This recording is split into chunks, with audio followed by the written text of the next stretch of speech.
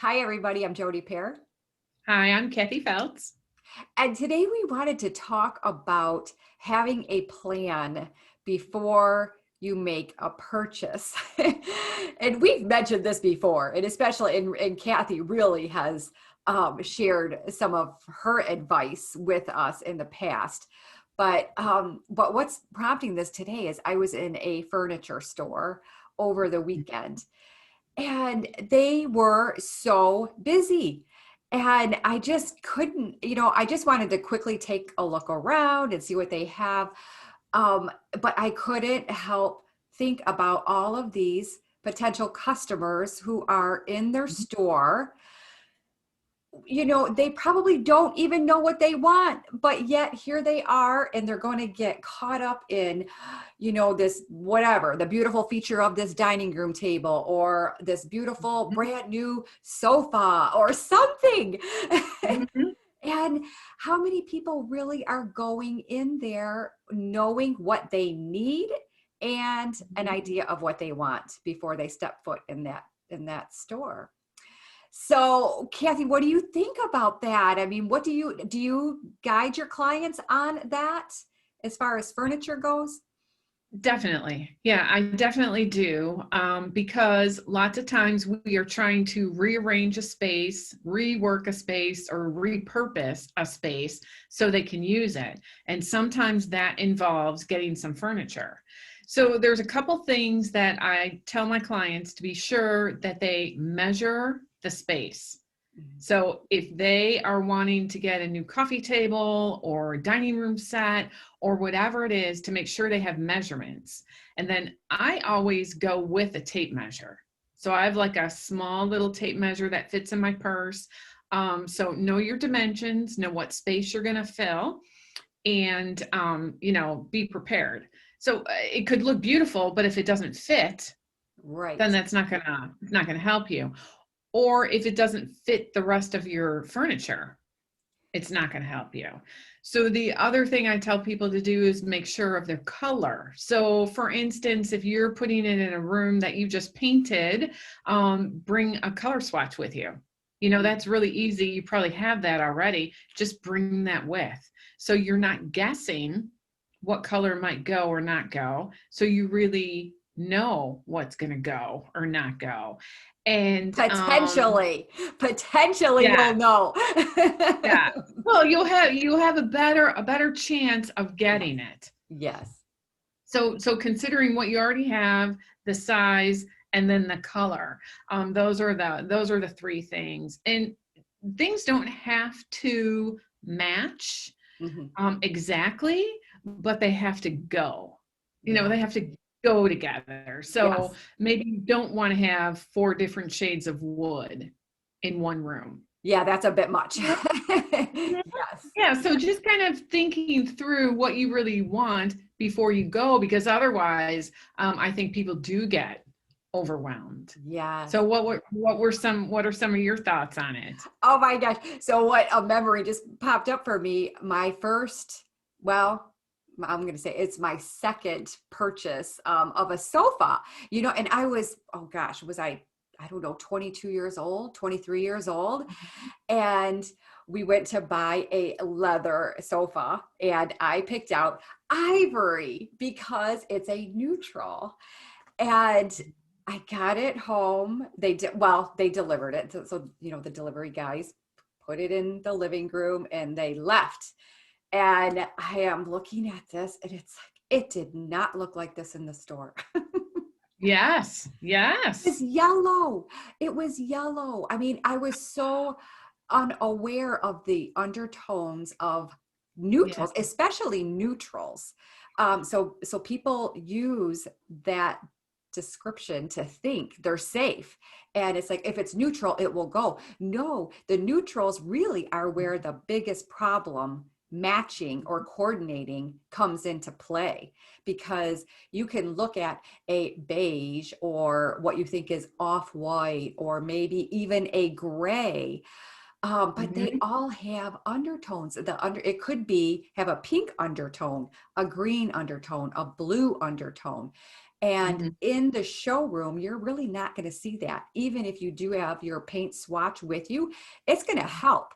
But you want to be able to take that fabric swatch home to see it in your space and in your own lighting within that space, because it Mhm. could look different. But again, I mean, at least you are prepared a little bit ahead of time to kind of help. So, Mhm. so that's one big mistake that I made. And really the room, my living room should have been repainted because the undertones were so annoying, but I Yeah. lived with Yeah. it. I lived with it. And it's like, this isn't right, but I don't quite know what's right. Yeah.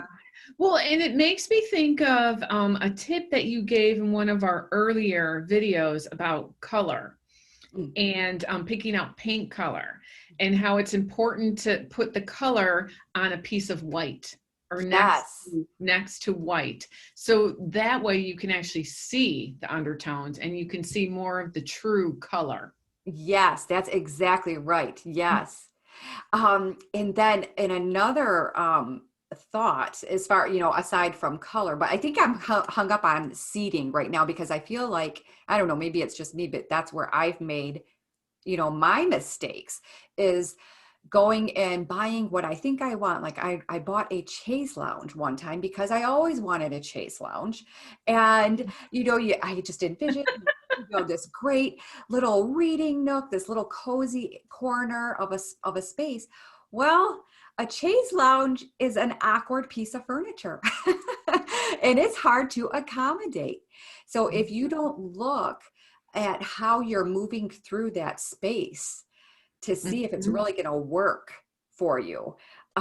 So that's another mistake that I made. And so if somebody's thinking about that, a chaise lounge, if you have the perfect corner for that, great.